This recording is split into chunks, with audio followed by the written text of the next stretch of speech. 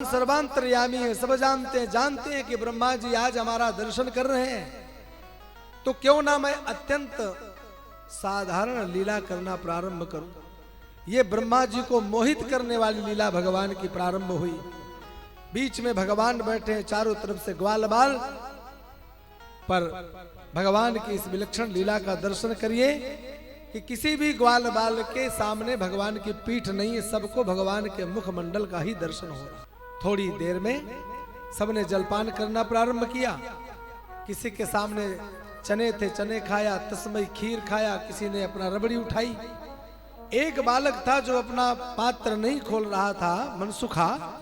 भगवान ने कहा कि भैया मधुमंगल, ये मनसुखा क्या लेकर के आया है, ये क्यों नहीं डिब्बा खोल रहा है। पूछा गया तो बोले मेरे मैया ने मेरे ताई रबड़ी बनाकर दियो है, और मैं रबड़ी को ढक्कन खोलूंगा तो मोह तो नेको ना मिलेगी, तुम सब चट कर जाओगे, जाते तुम सब खा जाओ, बाकी बाद ही में अपना डिब्बे को मुंह खोलूंगा। कन्हैया ने श्री दामा को इशारा किया, मधुमंगल को इशारा किया और आवाज दी, अरे मनसुखा देख तेरे पीछे सांप। जैसे ही मुड़कर पीछे देखा, डिब्बा उठाया और मनसुखा ने अपने ऊपर श्री दामा ने पलट लिया। पूरी खीर बहने लगी शरीर में। अब एक बार में तो खीर जाने वाली है नहीं, थोड़ी अंदर गई और पूरे शरीर में बहने लगी। तो भगवान उसकी बहती हुई शरीर से खीर चाटने लगे। ब्रह्मा जी देख रहे थे, विचार करने लगे, छी छी ये नहीं हो सकता भगवान। हाँ, जाने कब से नहाया होगा, नहीं नहाया होगा, गंदा शरीर में बहती हुई खीर और उसको चाट रहे हैं, ये कैसे भगवान हो सकते हैं। इन्हें शौच अशौच, शुद्धता अशुद्धता का बिल्कुल ज्ञान नहीं है, ये भगवान नहीं हो सकते हैं। और अगर हैं तो चलो मैं परीक्षण कर लेता हूँ। जो भी बछड़े दूर चल रहे थे उनको उठाकर बेहोश किया, जाकर एक गुफा में बंद कर। जलपान करने के पश्चात ग्वाल बालों ने कहा, कन्हैया देखो बछड़े दूर दूर तक दिखाई ना दे रहे। कन्हैया ने कहा हाल ही पता करके आयूं, और चले गए लेने के लिए, पता करने के लिए। उधर बछड़े गायब, इधर कन्हैया गए तो ग्वाल बालों को भी मूर्छित करके उसी गुफा में बंद कर दिया। उधर कन्हैया गए तो बछड़े नहीं है, इधर लौट करके आए तो ग्वाल बाल नहीं है। आश्चर्य, नेत्र बंद करके ध्यान लगा करके देखा, समझ गए ये संपूर्ण चमत्कार हमारे ब्रह्मा जी का है। तुरंत भगवान ने अनेक बछड़े, अनेक लकुटी शकुटी रस्सी, सब कुछ भगवान बन गए। यहां तक कि समस्त ग्वाल बाल स्वयं भगवान बन गए। ब्रह्मा जी महाराज उनको गुफा में बंद करके अपने केवल ब्रह्मलोक में गए और जा करके बोले अब देख करके आऊं। जितनी देर में ब्रह्मा जी अपने लोक में गए और आए, उतनी देर में इस मृत्यु लोक का 1 वर्ष निकल गया। 1 वर्ष निकल गया और 1 वर्ष तक भगवान वासुदेव कृष्ण ब्रज के समस्त ग्वाल बाल बछड़े बने रहे। इस लीला को सिवाय बलराम जी के कोई जान नहीं पाया।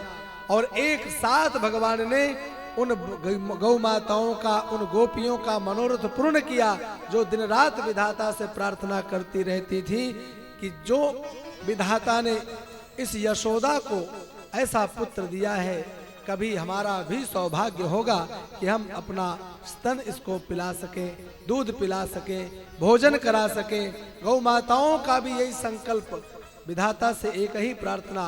उन सबकी कामनाओं को भगवान ने 1 वर्ष तक लगातार पूरी की।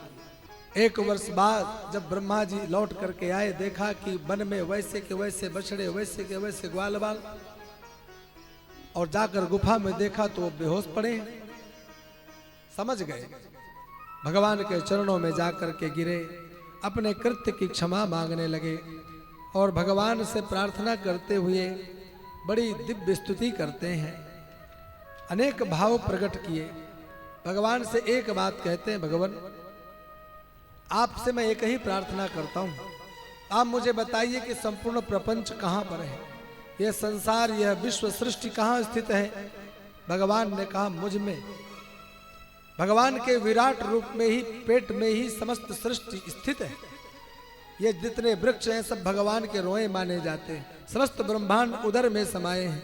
ब्रह्मा जी ने कहा तो स्वाभाविक है, सारे ब्रह्मांड भी आपके उदर में है। भगवान ने कहा बिल्कुल, उन ब्रह्मांडों में मेरा ब्रह्मलोक भी आपके उदर में है। बोले वह भी है, उसी ब्रह्मलोक का मैं भी तो ब्रह्मा हूं। भगवान मेरी एक ही मेरा निवेदन है, माताएं गर्भवती होती हैं, 7 महीने का बालक हो जाने पर वह थोड़ा उछल कूद करता है, पैर चलाता है, हाथ चलाता है, उस समय माताओं को कष्ट होता है, पेट में पीड़ा होती है।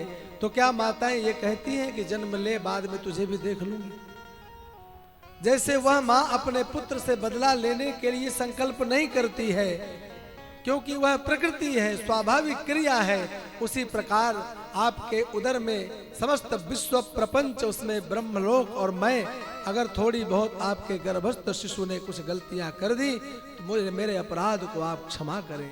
भगवान हंसते हुए कहते हैं, ब्रह्मन तुमने कोई भूल नहीं की, ये मेरे ऐश्वर्यों को प्रकट करने वाली लीला है, जो समस्त जगत प्रपंच को जानने के लिए ही तुम्हारे द्वारा की गई है। चिंता ना करो। आज ब्रह्मा जी बारंबार ब्रजभूमि को प्रणाम करते हुए केवल एक ही प्रार्थना करते हैं, धन्य है ब्रज वसुधा के लोग, हाँ धन्य है यहाँ के निवासी, यहाँ के लता पत्र। भगवान मुझे कुछ ऐसा बना दो, अहो भाग्यम नंद गोप ब्रजौ कसाम यन मित्रम परमानंदम पूर्णम ब्रह्म सनातन। चारों मुखों से ब्रजवासियों की महिमा गा रहे हैं, बार बार ब्रजभूमि की प्रशंसा करते हुए और प्रार्थना करके चले जाते।